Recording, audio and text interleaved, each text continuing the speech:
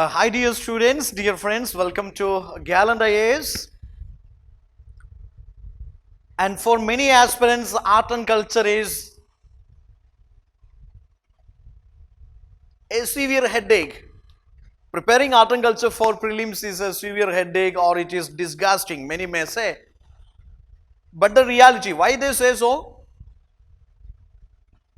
Because even after preparing a lot, when it comes to the final examination, they find these alien questions, art and culture, totally alien, strange questions. They can't answer even a single. But the reality is, if you have a smart strategy of preparing this art and culture in a time-bound manner, limit your sources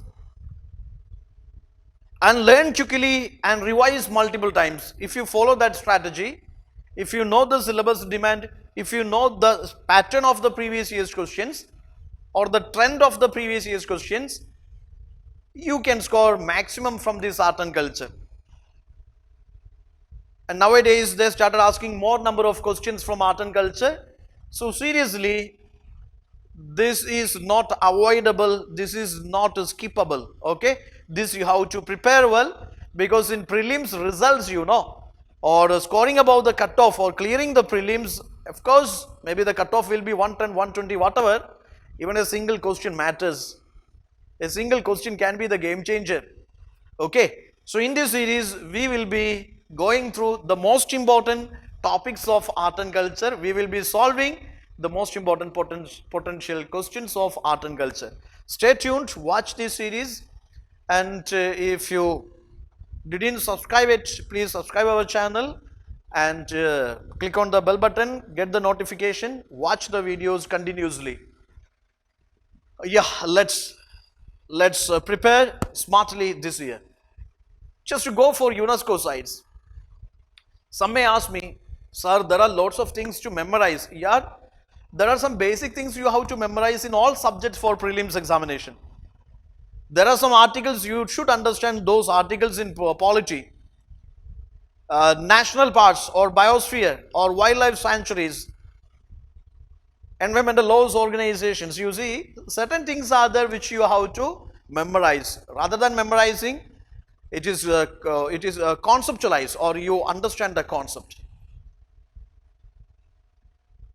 Okay, national parks, around 105 national parks. You should know why they are environmentally important. What kind of the species, I mean exotic species, endangered species hosted by that particular biosphere or that particular protected area.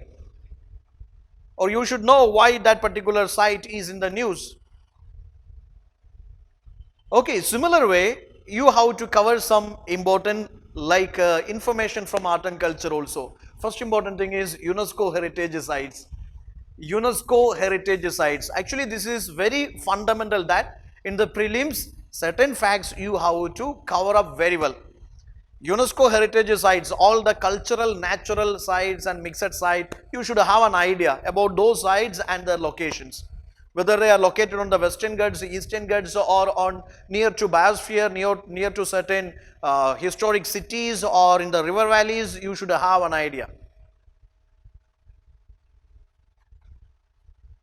Okay, so UNESCO heritage sites, when you study this is a usual question, not only asked in CSE, in NDA, CDS, in other UPSC exams also these questions are asked. See, when you study UNESCO sites and art and culture, I would say three areas you focus: art, architecture and literature. Art, architecture, literature from ancient to modern times. Art forms, visual and performing arts are there. Architecture from ancient to modern times. Literature, secular religious literature from ancient to modern times. From prelims point of view, you cover the visual and performing art forms from ancient to modern, architecture from ancient to modern, literature from ancient to modern, from prelims point of view. Okay. Now here, when you study these UNESCO heritage sites, you should know the popular sites. What are the popular sites? Know the sites. What are the sites? Okay. The popular sites, the location. The location is important. I mean the state they belong to, or maybe on bank of which river, or maybe it is on Western Ghats, Eastern Ghats, or near to which national parks, that kind of questions. So location you should have an idea. You can practice it always on the map. And then next important thing is like you should have an idea that is dedicated to what. That particular site is dedicated to, maybe that site is important, that is dedicated to a particular maybe it is dedicated to Buddhism, Jainism, or Brahmanism, or certain species, whatever.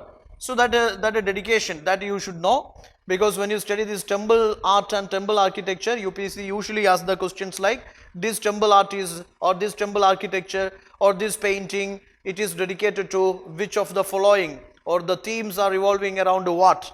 So dedication you should know. Then there is theme, subject of such art. For example, Ajanta Ellora or this Ajanta Ellora cave paintings, it's also part of UNESCO sites.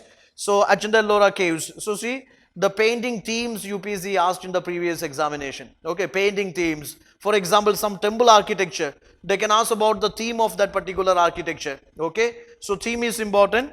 Then you should know who were the patrons of that particular site or architecture.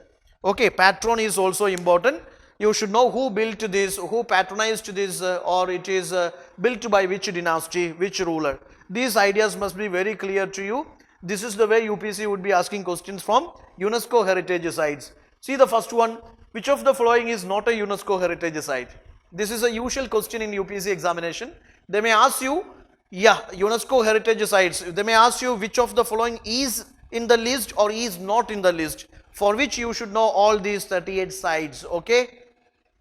Here Elephanta, Ajanta belonging to Maharashtra, Fatehpur Sikri, UP, all the three are UNESCO heritage sites, but the Bar Caves not in the list. So your answer is Delhi. Consider the following sites: Sun Temple, Konark, Pattadakal Temple, Karnataka, Mahabodhi Temple, Bodh Gaya. Which of the above are UNESCO heritage sites? Which of the above are not UNESCO heritage sites, or are UNESCO heritage sites? See, here all the three are UNESCO heritage sites. So your answer has to be 1, 2 and 3. 1, 2 and 3. Now which of the following not correctly matched? You see, Ellora caves, Sitnavasal caves, Lebakshi temples, all is matching with the correct state. Okay, Ellora belonging to Maharashtra, Sitnavasal Tamil Nadu, Lebakshi Andhra Pradesh, but Ravanchaya belonging to Odisha. That is belonging to Odisha. So all the sites you have to go through. Okay, all the sites, UNESCO cultural, natural and mixed site you have to go through. That is important for you. Now there is a question, which of the following is the recent city to be enlisted as UNESCO heritage site? Or they can ask a question like this: recent city added to this UNESCO list. Recent city added to this UNESCO list: Amritsar, Punjab; Ahmedabad, Gujarat; Dehradun, Uttarakhand; Jaipur city, Rajasthan. Obviously recently added city was Jaipur city, Rajasthan. The theme of the murals of Ajanta caves are geometrical designs of Brahmin gods, portraits of various Tirthankaras and Digambaras, narrative zines portraying Jataka stories. Actually, here the answer is yes, you must know the themes also. Ajanta caves are dedicated to Buddhism, or Ajanta cave paintings are dedicated to Buddhism. The art, architecture, okay, all those, or maybe sculpture, all these of this Ajanta that is dedicated to Buddhism, Mahayana, mostly Mahayana Buddhism. So there is no representation of this Brahmin gods or this Tirthankaras or Digambaras. Talking about early Ajanta art. Okay. So your answer has to be, these themes are revolving around Jataka tales, which is about previous birth of Buddha, Bodhisattva stories. So painting is inspired from Jataka stories. So 3 only is your answer. Your answer has to be 3 only. C is your answer. Okay. This is the way you are supposed to answer these questions. So stay tuned and watch this series. This series will continue. This episode will continue, in which we will be solving all the potential art and culture questions for your prelims 2021-2022. That's it. Thank you.